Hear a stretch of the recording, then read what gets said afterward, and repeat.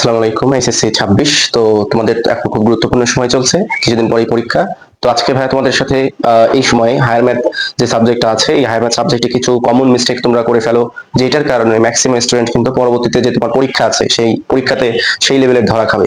সেই জন্য ভাই আজকে খুব কম সময়ে তোমাদেরকে সেই মিস্টেকগুলো সম্পর্কে সচেতন করব। তোমাদেরকে অনুরোধ থাকবে যে তোমরা বিষয়গুলো একটু ভালোভাবে বুঝবা এবং বুঝে পরবর্তীতে অবশ্যই সেই বিষয়গুলোতে যে সমস্যা বা ভুলগুলো থাকে সেগুলো অ্যাভয়েড করার চেষ্টা করবা। তো ভাই দেখো, আজকে যে তালিকা, সেখানে এক নম্বরে যেটা দিছি সেটা হচ্ছে ভাই ফর্মুলা এবং থিওরি। এটা না বোঝা, এখানে আমি এখানে দিছি হচ্ছে না পড়া। না পড়া বলতে বোঝাচ্ছে না যে তুমি একদম পড়োনি, বিষয়টা একটু বোঝার চেষ্টা করো। ধরো তোমার যে থিওরি বা ফর্মুলা, যে তোমার ধরো ত্রিকোণমিতির যে বিভিন্ন সূত্র আছে না, সাইন এ প্লাস বি, তারপরে তোমার সাইন এ কস বি, এই যে এই ধরনের সূত্রের বিভিন্ন তোমার সূত্র আছে, এগুলোর বিভিন্ন সূত্র আছে। তারপরে তোমার স্থিতিবিদ্যা, গতিবিদ্যাতে তোমার বিভিন্ন সূত্র আছে। ঠিক আছে, স্থিতিবিদ্যা গতিবিদ্যাতে তোমার বিভিন্ন রকমের সূত্র আছে, জাস্ট যেগুলো এখন মাথায় আসে সেগুলো আমি তোমাকে বলছি। তো এই যে যেগুলো সূত্রগুলো আছে, এই সূত্রগুলো তোমরা কি করো যে ভাই একদিন পড়ো 10 দিন পড়ো না, এরকম করে কিন্তু পড়ো।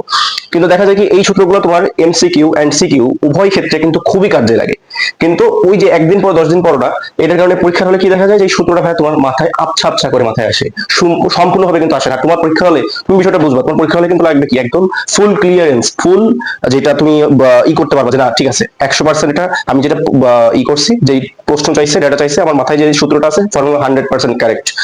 তোমার এই ক্লিয়ারেন্স যদি তুমি করতে চাও, অবশ্যই আজকে থেকে যে সূত্র যেগুলো আছে, এখানে যে ত্রিকোণমিতি, স্থিতিবিদ্যা গতিবিদ্যা দেখাইছি, সরল রেখা, তারপরে যে বৃত্ত, অন্যান্য যে চ্যাপ্টার গুলো আছে, ঠিক আছে, ওই চ্যাপ্টারে যে বহুপদী চ্যাপ্টারগুলোর সূত্রগুলো অবশ্যই এখন থেকে ভালোভাবে পড়বা। আর থিওরিটা কি ভাই, থিওরিটা হচ্ছে তোমাকে বলেই দিছি প্রায় কথার মধ্যে, সেটা হচ্ছে এই যে তুমি ধরো tan = 4h/r, এই জায়গাটাতে কোনটা কি নির্দেশ করছে এবং এটা কোন কোন ক্ষেত্রে প্রযোজ্য, বা এটার বিশেষ কিছু ক্ষেত্র থাকে যে এই ক্ষেত্রে সর্বোচ্চ হবে, এই ক্ষেত্রে সর্বনিম্ন হবে, এই যে তোমার ক্ষেত্রগুলো, বিশেষ ক্ষেত্রগুলো, এবং এটা কোনটার কি মিনিং, হায়ার ম্যাথে যে এইগুলোর কথা বলছি, সূত্রগুলোর কথা বলছি, সেই থিওরিটা কিন্তু অবশ্যই ভালোভাবে পড়তে হবে। তাহলে তোমার প্রশ্ন একটা চাবে, তুমি সূত্র হয়তো পারো, সূত্র ধরো তুমি পারো, কিন্তু এই সূত্রে কোনটা কি বোঝায় বা কোন কন্ডিশনে কি ইউজ করতে হয় সেটা জানো না, তখন কিন্তু ভাই সেই লেভেলের একটা বিপদে পড়বা, খুব কষ্ট লাগবে ওই সময়টা।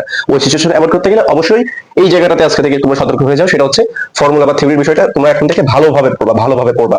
নাম্বার 2 হচ্ছে টাইপ ভিত্তিক ম্যাথ সলভ না করা, প্যাটার্নটা না বোঝা। অন্য সাবজেক্টের ক্ষেত্রে তুমি বাদ দাও, হায়ার ম্যাথের ক্ষেত্রে, ম্যাথের ক্ষেত্রে তোমার এইটা এমন একটা সাবজেক্ট, এখানে তুমি ধরো মানে ইচ্ছা মতো সারাদিন একটা বই ধরলে, যা ইচ্ছা তাই ম্যাথ করলে, এরকম করে ভাই হায়ার ম্যাথে তুমি কখনোই বেশি ভালো ইনপুট পাবা না, আউটপুট পাবা না।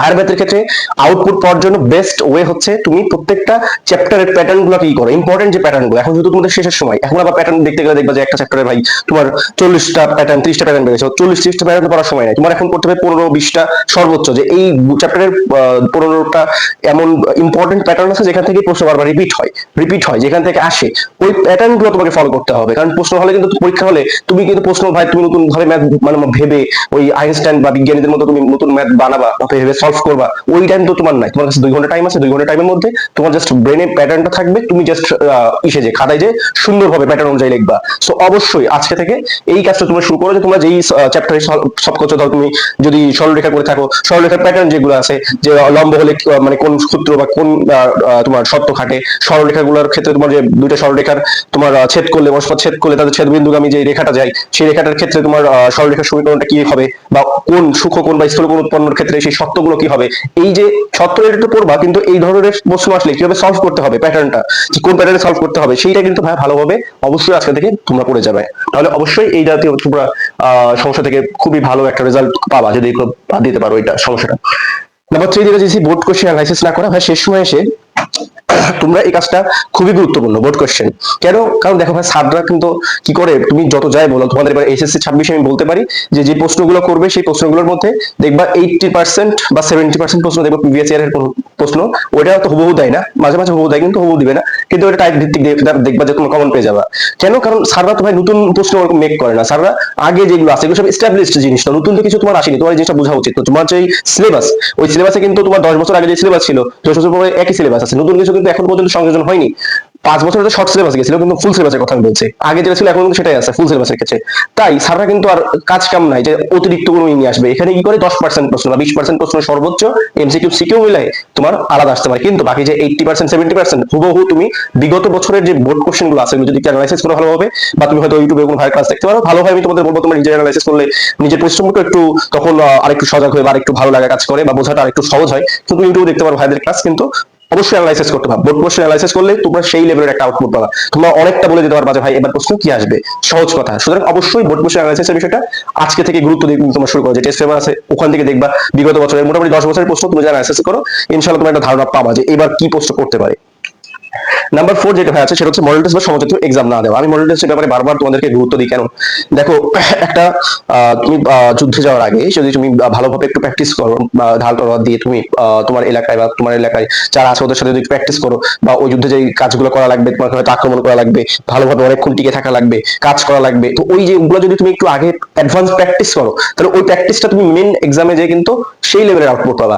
কিন্তু তুমি যদি ভাই ভাষায় বসে জাস্ট ওই ম্যাথ করে যাও কোন রকম মানে গতানুগতিক ভাবে, এক্সামে তুমি সেই গতানুগতিক রেজাল্টই পাবা। এটা একদম সহজ কথা, এখানে খুব বেশি কথা বলছি না, সহজ যে কথাটা যে তুমি যদি ভাই ভাষায় গতানুগতিক ভাবে পড়ো, নর্মাল ভাবে পড়ো, তোমাকে আমি এখনই বলে দিতে পারি যে এক্সামে 30 দিন পর এক্সাম হবে, সেই এক্সামে তুমি হায়ার ম্যাথে যাও, তুমি হায়ার ম্যাথে গতানুগতিক ভাবেই লিখবা।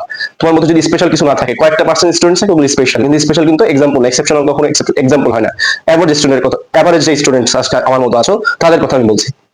আর যদি এখন থেকে কমপক্ষে এখন থেকে প্র্যাকটিস করো, দুই রকম আমি অপশন দিচ্ছি, একটা হচ্ছে মডেল টেস্ট দিবা বাইরে নিকটস্থ কোচিং সেন্টারে, যদি ভাই সামর্থ্য না থাকে কষ্ট করে হলে একটা টেস্ট পেপার কেনো বা কারো কাছ থেকে একটু ম্যানেজ করে ধার চাও, তারপরে ওখানে যে তোমার প্রশ্ন বিগত বছরের প্রশ্নগুলো আছে বা বিভিন্ন কলেজের প্রশ্নগুলো আছে ওগুলো একটু সলভ করো। ওগুলো সলভ করলে কি হবে, তোমার দক্ষতা বাড়বে, তোমার ক্যাপাবিলিটি, ব্রেনের যে ক্যাপাবিলিটি যে সলভ করার, প্রশ্ন দেখলে ভাই প্রশ্ন দেখলেও তো একটু সাহস বাড়ে, মানে এগুলো কিন্তু সাহস বাড়ানোর জন্য কাজে লাগে। প্রশ্ন দেখলেও তুমি সাহস পাচ্ছ, বাসায় বসে ওই গতানুগতিক গুলো পড়াচ্ছে, তোমার তখন একটা মনে হবে যে আমি ভিন্ন ভিন্ন জায়গায় প্রশ্ন সলভ করছি, বেস্ট পরীক্ষায় হলে যাওয়ার সময় আর কি, তখন কিন্তু নিজের মধ্যে একটা আলাদা কনফিডেন্স বিল্ড আপ হবে এবং আসলে এটা কাজ করে। সো অবশ্যই এখন থেকে এই পয়েন্টটাকে খুবই গুরুত্ব দিবা, মডেল টেস্টের যে বিষয়টা, এগুলো কখনোই খেলাফেলা করবা না, এখন থেকে তোমরা শুরু করে দিবা।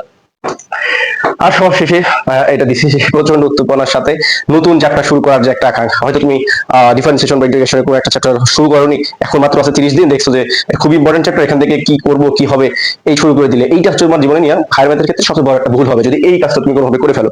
কারণ ভাই এখন তোমাদের টাইম কম, এখন তোমার উচিত হবে তুমি যে জিনিসগুলো পারো ভালোভাবে সেই জিনিসটা ভালোভাবে সলভ করা।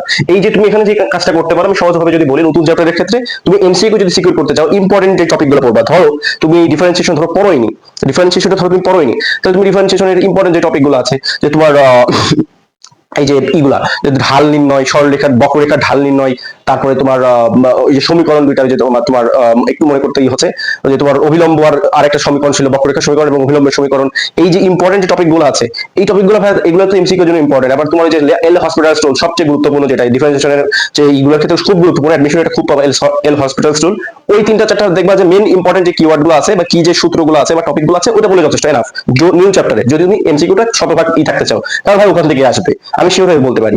ইন্টিগ্রেশনের ক্ষেত্রে এরকম যে ইম্পর্টেন্ট যেগুলো রয়েছে, যেমন ক্ষেত্রফল নির্ণয়, তারপরে তোমার পার্শিয়াল যে ইন্টিগ্রেশন করা হয়, ইন্টিগ্রেশন অফ পার্টস যেটা সরি, এই যে ইম্পর্টেন্ট যে টপিক গুলা মেন কথা যেগুলো তুমি একদমই করোনি, ওইটা অবশ্যই এখন ভালোভাবে পড়ার চেষ্টা করবা না, বরং ইম্পর্টেন্ট যে অংশ আছে যদি তুমি এমসিকিউ ক্লিয়ার করতে চাও সেটা পড়বা, আর বাকি যেগুলো তুমি পারো স্ট্রং ভাবে ওটাকে আরো স্ট্রং করবা, শানিত করবা, ইনশাআল্লাহ ওইগুলো থেকেই তুমি কিন্তু ভালো একটা রেজাল্ট করতে পারবে। সবশেষে ভাইয়া যে কথাটা সেটা হচ্ছে এখনকার সময়টা খুবই গুরুত্বপূর্ণ। আবহাওয়া তোমাদের যেরকমই থাকুক না কেন, যেরকম অবস্থা থাকুক না কেন, নিজের অবস্থা যেরকমই থাকুক না কেন, একদম যদি তুমি ডাউন ফিল করো, অবশ্যই এখন থেকে এই ভিডিও দেখার পর থেকে ভালোভাবে তুমি পড়াটা শুরু করে দাও। মনে রাখবা এই সময়টা কিন্তু খুবই ক্রুশিয়াল, খুবই গুরুত্বপূর্ণ এবং কঠিন কিছু না। সামনে আমি বলছি সবসময় যে তুমি হয়তো আজকে এখন শুরু করতে ভয় পাচ্ছ যে হয়তো অনেক পড়া, কিন্তু তুমি একবার ভাই প্লিজ শুরু করে দেখো। তুমি শুরু করলে ইনশাল্লাহ যদি তুমি টার্গেট নিয়ে শুরু করতে পারো, একটা ছোট খুব বেশি উল্টো পারা টার্গেট না, মোটামুটি একটা ভালো টার্গেট নিয়ে শুরু করতে পারো, ইনশাল্লাহ তুমি শেষে কিন্তু আল্লাহ তোমাকে হতাশ করবে না ইনশাল্লাহ। সো অবশ্যই এই ভিডিওটি দেখার সাথে সাথে এই ভুলগুলো অবশ্যই বাদ দিবা এবং তোমরা তোমাদের পড়াশোনাটা ভালোভাবে করতে থাকবা। পরবর্তীতে ভিডিও দেখার জন্য আমন্ত্রণ থাকলো।